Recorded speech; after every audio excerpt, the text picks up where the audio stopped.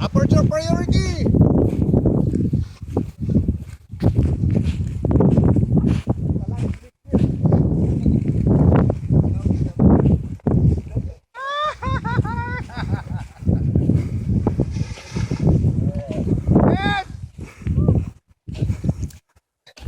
Next!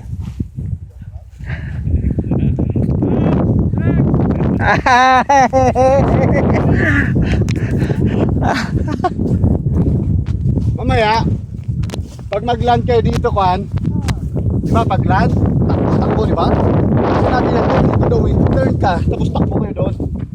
Towards the kite, kasi hihilahin din yan.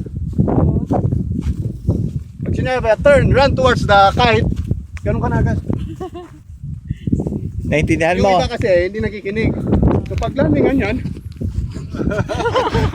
at least pag titilo ka ng kite, takbo ka lang. Parang ang si Raquel pag ganun.